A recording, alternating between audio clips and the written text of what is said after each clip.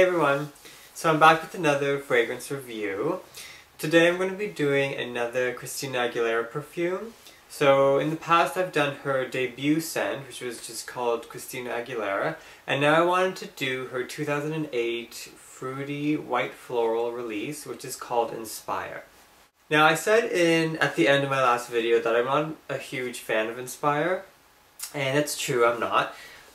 It is a nice scent, but it is a traditional white floral kind of perfume, and I'm not a huge fan of those particular compositions.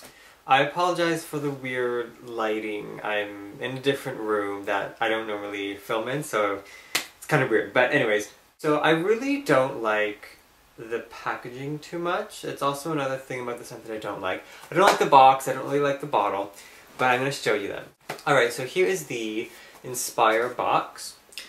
So it is a sort of plain red box, nice kind of Christmassy red, and then it says Christina Aguilera in white fancy writing on the front, and then Inspire in kind of block-like letters right below, and then we have these little silver hexagons going all along the top part of the box that are sort of shimmery, and also along the bottom as well. So, you know, the box is kind of plain. It's just the red with like the silver bits. It's not very inspiring, but, you know, I guess it passes at least. So now we're going to move on to the bottle. Now, I don't like the bottle. I don't like the design of it. I think it's like just sort of awkward. But I was like looking into the scent, and the scent does have a theme to it. It's supposed to be this traditional meets modern. So the scent itself is built that way, and the bottle is supposed to show that as well. So let's just remove the lid for a second. The base of it is like this sort of traditional pear-shaped perfume bottle. It says Christina Aguilera Inspire, and it's a light pink fluid with like a red rim.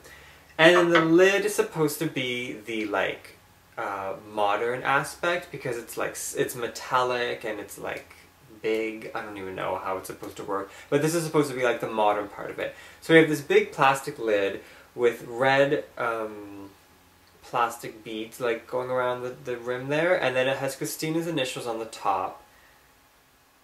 CA. So, you know, here they are separate, and then you put them together, and that's what it's supposed to like symbolize. It kind of makes me think of like, you know when she did that Moulin Rouge song, like the Lady Marmalade song? That's what it kind of like makes me think of, because it's like, it looks sort of Moulin Rouge-y. Okay, so now I'm going to tell you what the scent smells like.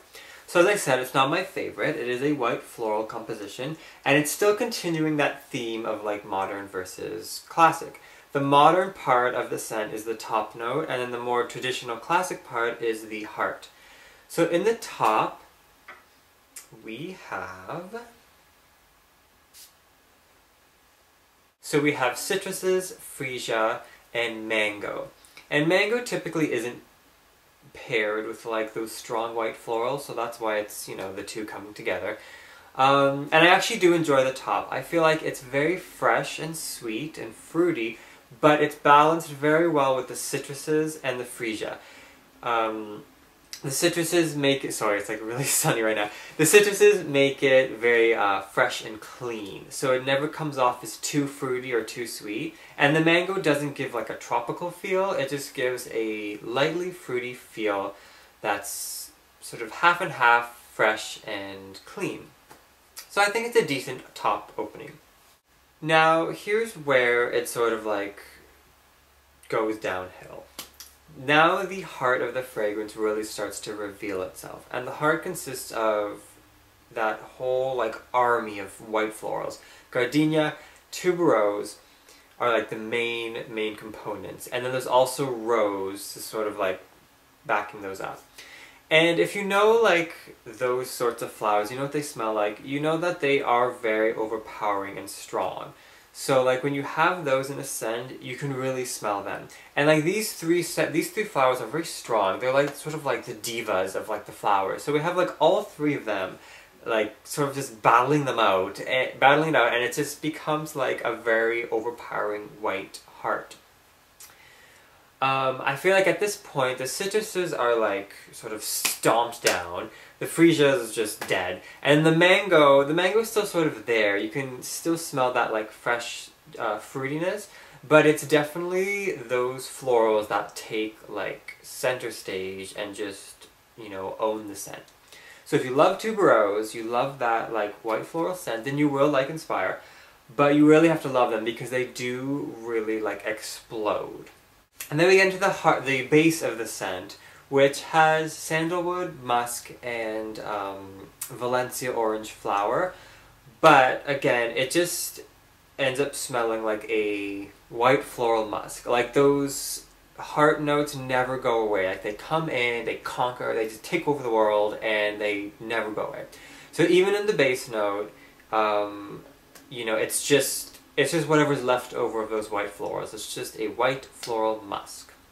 So the scent itself, I'm just gonna like do a quick summary. It's pretty easy to summarize. We start off with that modern top note of the fresh, clean mango, which is pleasant and alluring.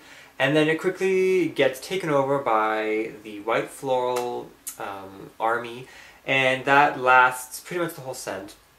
And then to the very base of the scent, it just becomes a floral musk left over on your skin. The lasting power is decent. It's sort of typical for like, you know, a fruity floral kind of scent. So it does last a couple hours. The best times to use Inspire, well, okay, another thing to say, it is more of a mature scent. Like, it's not like a very young, like J-Lo, Paris Hilton kind of scent. It is a more mature scent because of those white florals. So, I don't think it's particularly fun. I think it's a little bit more sophisticated. So, you know, sort of keep that in mind. It's not the most youthful scent, but it does still have that fruity fun appeal, at least in the top. Okay, so for other products, I don't own any other Inspire products. I got Inspire for so cheap. Like, it was before I had the first Christina perfume. There was none like available here, and I really wanted Christina perfume. And I saw Inspire, and it's so like sad because it was selling at this sort of like overstock perfume store, and it was the 1 ounce, and it started off at like $19. But I was like, no, I don't really like it, I'm not gonna get it. Then it went down to 17, then it went down to 12, and I still didn't get it. And then it was finally put in like the back clearance for $8, and I saw it there, like every time I went there I would see it, and I felt so bad. I'm like, this poor little Inspire, no one will buy it. And I'm like, if anyone's gonna waste money on this, it's gonna be me. So I did it, and I bought my $8 Inspire. That's the 1 ounce. You can get it in a 1.7 ounce, which is 50 ml, or a 3.4 ounce, which is the 100. You can even get it in a 15 milliliter. I haven't seen that selling, but I know that's available. You can get a lotion. I've seen the lotion selling as well, separately. And you can get the shower gel, which is selling separately as well. Or you can get them all in a gift set. They come in like the big sizes and then the small travel sizes. I think there's a bubble bath. I feel like I remember seeing a bubble bath. Maybe I was dreaming. I don't know. So that is my review of Christina Aguilera's Inspire perfume. It is not my favorite from her collection, but I'm glad I have my little bottle here. So if you do like that traditional white floral, but you want something with a little bit more of a fruitiness to it, then Inspire would probably be the perfect scent for you. But keep in mind that it is very strongly scented with that tuberose, so you do have to enjoy that. Okay, so I hope you guys like that, and I will see you guys next time for some more reviews.